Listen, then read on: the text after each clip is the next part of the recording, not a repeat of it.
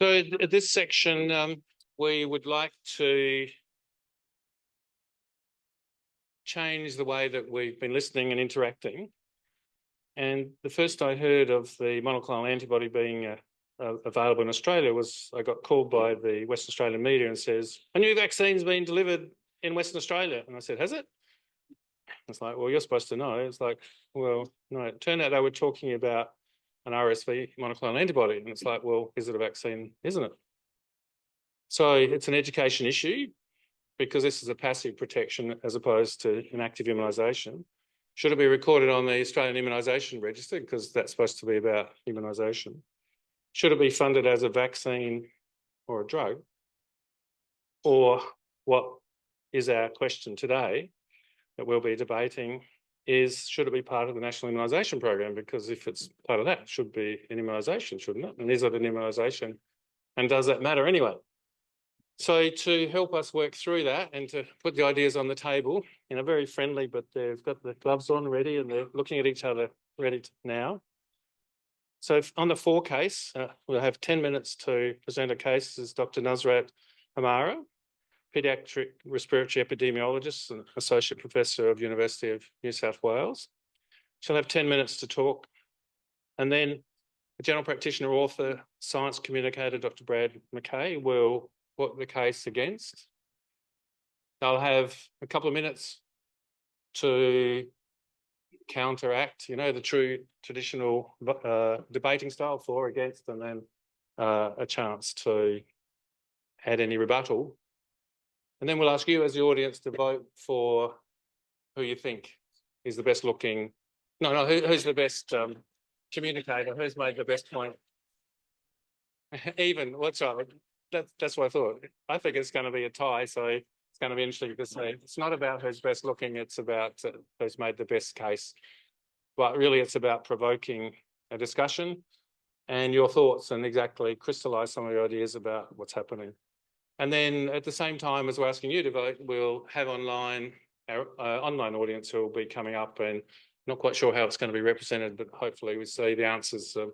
So what the audience to see whether they agree with you or they're sitting at home and don't care as much as you do because you're here enjoying the food.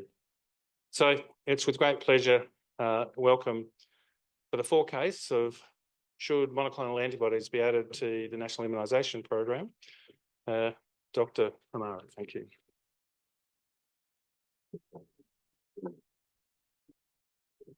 Thank you. Thanks, everyone, for joining today. I'm not sure if you came across this news. It was on Daily Telegraph Sunday a couple of months back. So we had a pair of twins who were born in Sydney at our hospital, at Sydney Children's Hospital, Royal Hospital for Women. And they were full-term babies. They were not preterms. They were perfectly healthy. One of the twins caught RSV, respiratory syncytial viral bronchiolitis, at the age of 1 month. And he was so unwell, he had to be admitted into intensive care unit. And that's when the mother found out that there is actually a prevention for this deadly virus, but she didn't get it because she's based in New South Wales. And because that particular preventive option, which is a monoclonal antibody or nirsevimab, is not included in our national immunization program, which means certain states who are smarter, I always think Western Australia, oh, sorry. I always think Western Australia is much smarter than us. They do whatever they want to do and they'll do it on their own will.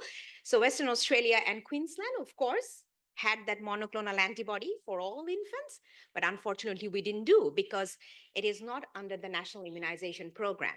So now to take you through what is that we are talking about. So we are talking about monoclonal antibody for a particular virus or for a disease caused by a particular virus, which is respiratory syncytial virus. If there's one message that I would like you to take home from here today, that is that RSV or respiratory syncytial virus, it is the virus of infancy. There is no other way of looking at it. It is the most important virus of infancy. 80 to 90% of all children will be infected by this virus by their second birthday. And majority of these infections will be in the first 6 months of life when they're really tiny and when their immune system is not mature enough to fight this virus. And what happens is the first infection, which is generally in the first 3 months or first 6 months, is the most severe one. 30 to 40% of these infants will have to be brought to the hospital because of the severity of the infection. 10% of them will end up into intensive care unit. But now, fortunately, the whole landscape of RSV is changing globally because we now have preventive options. We have the monoclonal antibody, which is an immunization. It's not a vaccine, but it's an immunization because it induces antibody in the baby's body and then protects it. So we have a monoclonal antibody which can protect the infants in the first 6 months of their lives. Up until 2021, there was another monoclonal antibody, and I'm sure all of you know of it. It's called palivizumab or Synagis, which is also a monoclonal antibody, but it's an exceptionally expensive monoclonal antibody. And that too, you needed 5 monthly doses of that monoclonal antibody to provide protection to the infants. Hence, the monoclonal antibody was recommended only for high-risk infants. So infants who are born preterm or born with underlying chronic lung disease or heart disease, only for those. Hence, the use of palivizumab across Australia was patchy. But now, the monoclonal antibody that we have is for all infants, and it's just one single dose. So one single dose can be given during the birth hospitalization or during the scheduled immunization that babies have to receive once they're born, and that should then protect the baby for the first 6 months of their lives. And so what's interesting is, as you know, all these drugs or therapies or vaccines, they have to go through clinical trials before they're approved, right? And of course, nirsevimab or the monoclonal antibody also had to go through rigorous clinical trials. And I'm not going to go into the data from the clinical trials. This monoclonal antibody is now actually being used in different parts of the world. So in US, in Canada, in Spain, in UK, it's actually being used, which again makes us very unfortunate. Australia is a very wealthy country and we still don't have it. So the real world data are coming out from different parts of the world. And the data from Spain suggests that in the first season, when this monoclonal antibody was offered to all infants, it reduced the need for RSV-associated hospitalization by 90%. So can you imagine for a pediatrician to walk into a hospital ward and not see babies with bronchiolitis? I can't wait to see that day. So it's unthinkable for a pediatrician to walk into a hospital during winter months and not see babies with bronchiolitis. So we do actually have that in hand. And while we do that, we have that in hand. This last season, there was issues with supply with the antibody and everything, but that has been resolved. So we have the supply. We know it works. We have the tools to implement it. The only thing we don't have is a commitment from the government side to actually make it available for our babies. And we, all of us here who are healthcare providers, we can actually advocate for this because, research suggests healthcare advocacy, healthcare providers' suggestions, these things matter. And we as a group can advocate every day in our everyday work that this monoclonal antibody, which can save our babies, which can also help our parents from that undue suffering because of the babies suffering from bronchiolitis, if we give them this monoclonal antibody. So we should advocate for this. And unless it's included in the national immunization program, we can never make it accessible. We can never make it equitable for everyone because unless something, if something is not in the national immunization program, we're again putting the mandate on the consumer to take it. Enough of that. We can't ask people to be responsible for their health all the time. The government needs to step up and government needs to take responsibility. And it is the government's responsibility to protect our babies, children first and foremost. Thank you.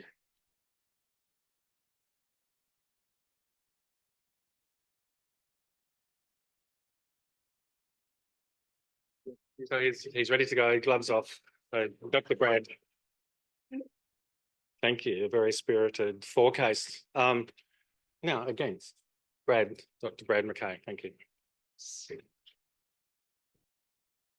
Thanks, guys. Yeah, I'm Dr. Brad McKay. I'm a GP, and when I was getting ready to organise my discussion today, I was talking with my partner yesterday. We've been together for 10 years, and he said, "Oh, how are you going to go with a debate? Like, have you ever debated before?" I was like, "Yeah, I was the vice captain of debating at high school," and he was like, oh, we've been together for 10 years and I've never known that. So there's new revelations all the time.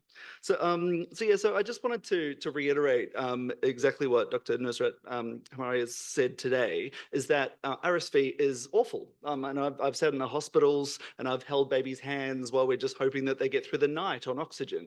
Like it can be a really, really terrible infection. But what we're talking about today is whether it should be included on the national immunization program. And so that's really the crux of what we're discussing today.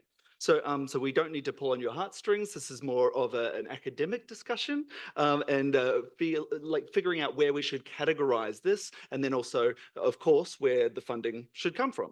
So first of all, yeah, like what are we really talking about? So RSV, we've already had a discussion about it now and earlier on today, we've seen that there are vaccines that are available for adults, so older people over the age of 60, that's indicated in Australia, and also for people who are pregnant, to provide protection for their bubs as well in the first sort of 3 to 6 months of their life. Then we've also got, as we were saying before, monoclonal antibodies. So there's 2 different types. So palivizumab, which was the old one that we've had for a couple of decades in Australia. So giving monthly injections for about 5 months, and that's a bit of a task for a lot of our young ones and families. And then we've got the new one as well. So that's the Nusrat, which is 1 injection, and that lasts for a little bit longer. So when we're really coming down to it, we've got the National Immunisation Program, and so monoclonal antibodies are not immunizations. So an immunization is really described as the process of becoming immune to a disease as a result of a vaccine. So, and a vaccination is the term used for getting a vaccine performed. And so monoclonal antibodies do provide that passive immunity. So like little sponges that are sort of sitting in your bloodstream and mopping up the viral particles that could be wanting to gain access to your cells and causing problems. So it's not teaching your body anything. So, and to get it listed on the National Immunisation Program, you need to have it, first of all, registered by the TGA. It needs to be safe and effective. It also needs to go through the Pharmaceutical Benefits Committee as well to see if it's worthwhile, to make sure that it's clinically beneficial and also cost effective. Then you've also got a TARGI as well. So there's all of these sort of like hurdles to get something through to the National Immunisation Program. But at the moment in Australia, the legislation doesn't let it on to the National Immunisation Program. So it's not considered to be part of the category of immunisations because it's not an immunisation. So we don't actually have the ability to do that at the moment. But despite that, should we be putting it on? Even though we're trying to put it into a wrong category, should we be trying to put it into the wrong category? So we're really wanting to look at effectiveness, the duration of protection, and the cost. So with the effectiveness, let's look at that first. So if we're comparing vaccinations, there's a couple that are around at the moment. If we're giving that to a pregnant woman, then we would expect them to have, so their baby, to have protection against RSV at about 3 months. It should be about 82% effective. So that's phenomenally great. Not quite the 90%, which is debatable, but 82% is not too bad. And then when we're getting up to 6 months, then that's about 69% protection of getting severe disease for young infants. So if we're comparing that to the monoclonal antibodies, yeah, we're saying 90%. I've seen 75 to 80%, which is sort of like a very similar ballpark. So then we're looking at the duration of protection. So the vaccines, yeah, like they last for about 3 to 6 months after birth, with diminishing returns over that period of time. If we're looking at the monoclonal antibodies, yeah, the other one, the first one that we've had for ages lasted 1 month, and you had to have multiple injections. And then the latest one, the Nusrat, lasts about 5 months from 1 injection. So we're getting a similar sort of like par there. But then we're really coming down to cost. And so if we're looking at a vaccination, so like, again, there's lots of variable prices online that I could find in different countries. The estimation that I could find was sort of like a middle road, was about $300 per vaccine. So if we're just trying to provide that protection for pregnant women and their babies, $300. So if we're looking at the monoclonal antibodies, so the palivizumab, that's about $10,000 and has been that for a long period of time. And that's because there are multiple injections and monoclonal antibodies are generally expensive.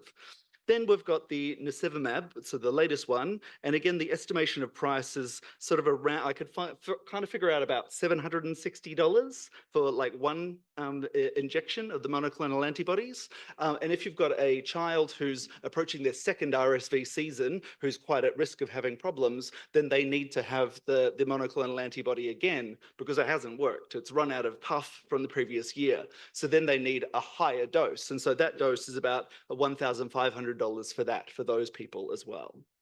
So I found a great study that was just done recently, is in The Lancet. It was a Canadian study, and they were looking at the estimated cost and looking at the incremental cost effectiveness ratio to seeing what would work best from a cost effectiveness perspective. And so what they found was that when they're looking at monoclonal antibodies, so giving all of the kids the injection, which is what Nusrat is sort of like suggesting here, it really blew the cost out of the water. It was far beyond what we want to be spending on healthcare. But when they looked at a combination, and this is what I'm really advocating for, is that if we have vaccinations available for pregnant women, we're protecting them from RSV. I know they're not going to have massive infections. They'll probably just get a horrible cold, but we're providing that protection for their young'uns, so their newborns and young babies. And that will, if we're looking at that, and then also focusing monoclonal antibodies and just giving those to specific children who are in those higher risk categories, then that's a much more effective, like cost effectiveness ratio to do it that way. And so therefore, you're not putting the monoclonal antibodies on the national immunization program. You're not giving it to every child. You're focusing it. But what you are doing is giving those pregnant women the injections across the board to provide that better protection. So we can sort of cover both bases. So then, how much time do I have left? I've got like two minutes and a bit. Cool, no worries. So I suppose, should we be focusing on monoclonal antibodies or vaccines? So if you're looking at the National Immunization Program, we should probably be looking at immunizations rather than monoclonal antibodies. So if we're looking at the situation in Australia at the moment, there's a few things we need to consider. So one is poor vaccination rates. So for example, yeah, we really need to improve our vaccination rates just to the common vaccines that we use all the time. So if we're looking at like kids under 5, there's an uptake of flu vaccine only about 25%. So we could make a big difference just there. With pneumococcal vaccine, if people are over the age of 50 years, the vaccination rate is maybe like 25 to 40%. Like it's not great figures, so we can make a lot of difference there. And then also, like there's such a laborious process to have vaccines listed onto the National Immunization Program as well. Like Shingrix took about like more than 5 years. So if we're also adding in other things, so monoclonal antibodies and trying to like add everything else onto it, it's just going to slow down the process for actually getting other vaccinations approved through this lovely laborious process of the administration and bureaucracy in Australia that we have.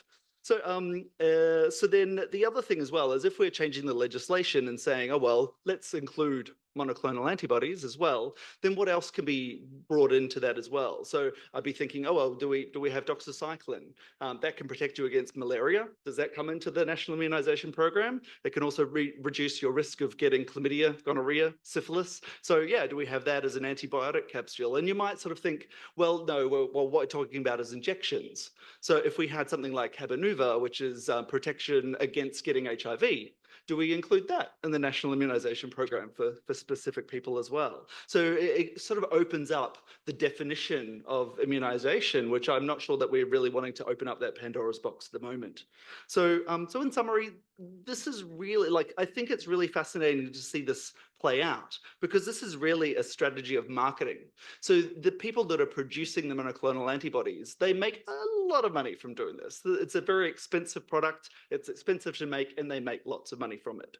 And so what they're trying to do is to sort of like, yeah, have a little bit of a creep of how we describe them. And so you need to be really careful when you're talking about this with patients. Don't describe it as an immunization because it's not. And yeah, so it's more manipulation of communication. I'll pass it back.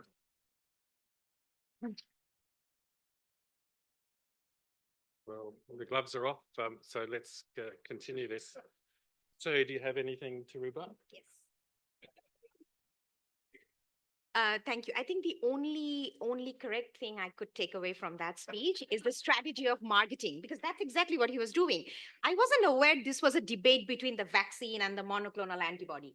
The only thing I was aware is, should we be including monoclonal antibody in the national immunization program or not? There was no other product, no other preventive options in my mind. I was just talking about monoclonal antibody. If you want to open up that Pandora's box, I'm all yours, okay? So I will go with everything that you've said, which is not right. What you have said, what you can take up from that discussion is the only hurdle that we have is a change in legislation. Is that an acceptable reason to even say that, no, we're not going to include the monoclonal antibody because we need to change the legislation? And that discussion about immunization versus vaccine and all that is an age-old discussion.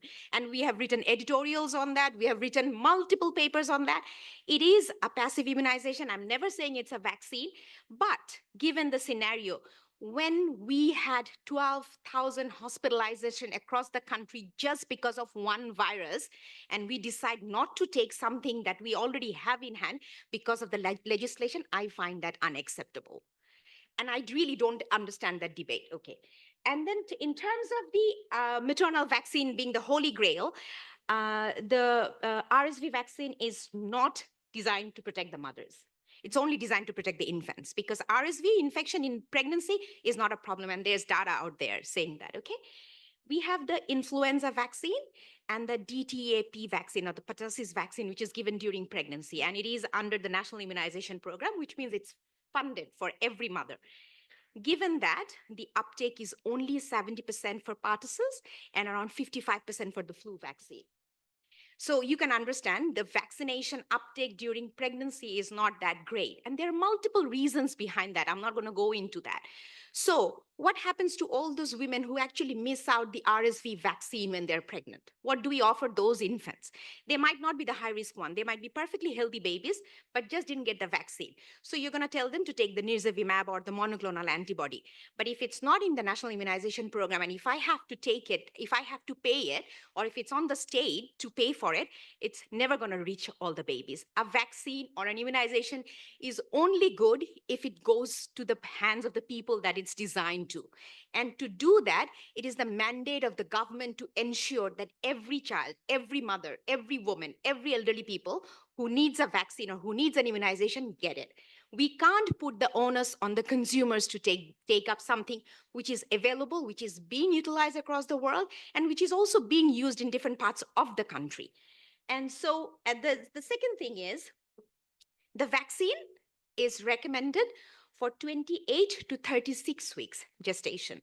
So that means, and there has to be at least 2 weeks after the woman got the vaccine and the baby is born to have that antibody response. So what happens to those babies who are born, outside of these time period? So those are also real issues. And if it's a debate between the vaccine and the monoclonal antibody, I don't think there is just space for one or the other. I think moving forward, we will have space for both. And I think both should be discussed, and the benefits and the risk should be weighed, so that we have the sort of the parents are informed enough to make informed decision that which one they want to take. If a mother doesn't want to take the vaccine during pregnancy, her child should have access to the monoclonal antibody because it's available. I'm not talking about palivizumab, because yes, we know the hurdles around palivizumab. Hence, the uptake was never great across the country. There's not even a national guideline for palivizumab across the country. Different hospitals have their own guidelines. So those have been issues. But I think with monoclonal antibody, the new one, nirsevimab, the long-acting one, which works beyond 150 days of life. There are data that suggests the monoclonal antibody can protect severe RSV disease beyond 150 days of life. There's also data that suggests monoclonal antibody, nirsevimab, can reduce the use of antibiotics in babies because of acute lower respiratory infection. So the monoclonal antibody works beyond 150 days of life, and we have it in hand. And I think the only way we can make it accessible is we include it in the national immunization program. Because unless it's in the national immunization program, there'll be no one guideline, there'll be no one recommendation, and providers will decide to use it when and where they feel that it's fit. Just like, RSV testing. Before 2021, RSV testing was done on ad hoc basis. Clinicians only tested for RSV when they felt there was the need. And in 2021, RSV became a notifiable condition. So now almost all babies get tested for RSV. Unless there is a mandate, unless there is a national recommendation, national guideline, things don't happen. So we have to include the monoclonal antibody in the national immunization program. Thank you.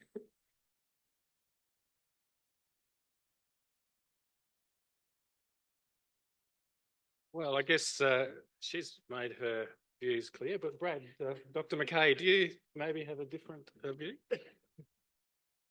Sure.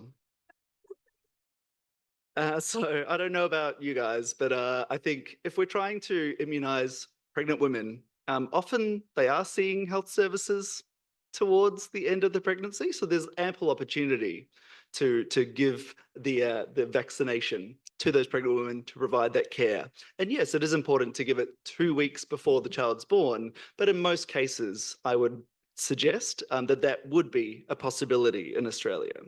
So the other aspect as well is that when babies are born, generally, well, most of the time, it's in hospital, and hospitals are state funded, whereas the vaccination, the National Immunisation Program, is really funded through a federal system. And so you're really catching those babies if you've got a mother who hasn't happened to have the vaccination previously, if they are a premature infant, or if they have other health conditions, then you can provide the monoclonal antibodies through a state-based funded hospital, because that's where they are. So it's actually like that's not an imposition for dishing out the monoclonal antibodies to that targeted audience, but then having the vaccinations for pregnant women across the board as part of the national immunisation program. So certainly from a cost effectiveness strategy, I just see that is going to be a much better option to distribute the costs accordingly. So I would disagree that our system is that chaotic, and that pregnant women are just sort of like waiting in the field, having a baby and not engaging with medical care.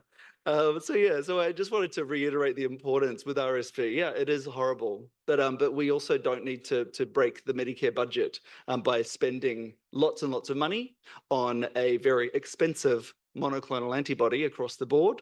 We can certainly have a rational and a cost effectiveness approach, and I think that is enough of an argument, even though other people in the audience here on stage are trying to shoehorn monoclonal antibodies into the immunization basket. Thank you very much for your attention. Yes.